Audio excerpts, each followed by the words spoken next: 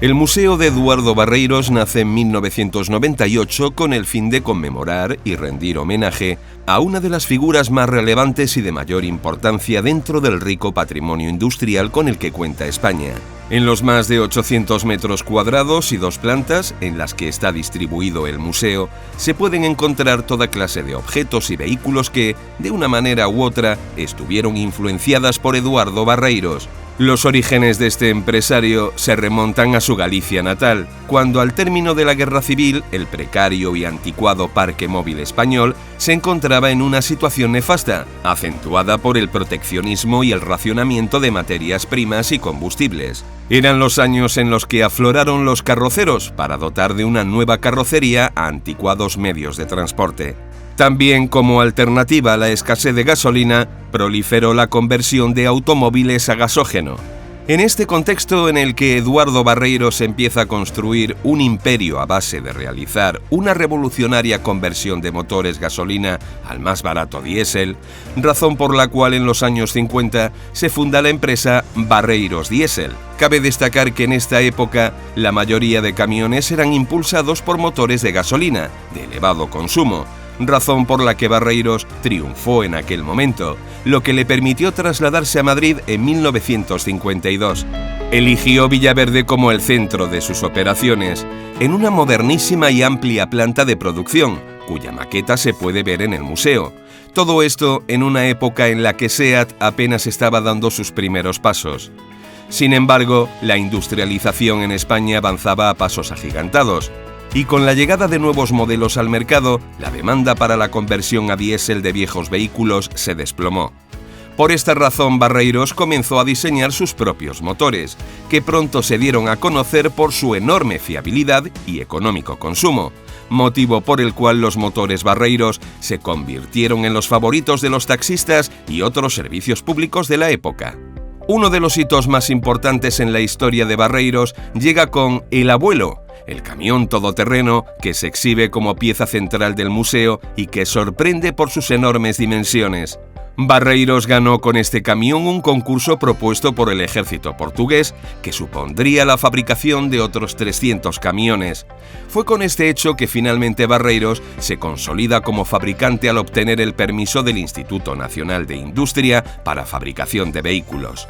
En la década de los 60 comienza la producción de tractores con licencia Hanomag alemana y de camiones de diseño propio, que se aproximaban en cifras de ventas a los Pegaso de Enasa, clara favorita y protegida por los miembros del Instituto Nacional de Industria. Con un gran éxito en el mercado de sus vehículos industriales, Eduardo Barreiros decide entrar en el lucrativo negocio de la fabricación de automóviles, que hasta aquel entonces estaba dominado en España por SEAT, Renault y Citroën. Es cuando en 1962 establece un acuerdo comercial con los americanos de Chrysler y para 1964 Eduardo Barreiros es nombrado como uno de los 6 hombres de negocios industriales más importantes de Europa según el New York Times.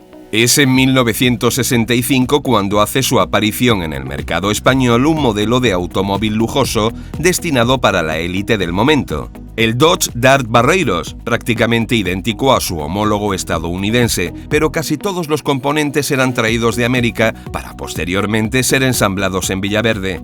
Este coche de grandes dimensiones para Europa contaba con un precio que casi duplicaba al del lujoso SEAT 1500.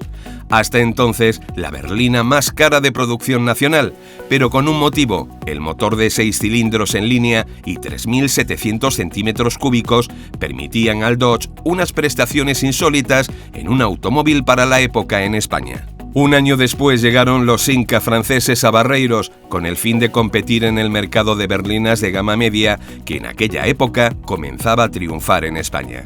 Así el abanico de producción en Barreiros era de lo más variado, pasando por coches populares y exclusivas berlinas de representación.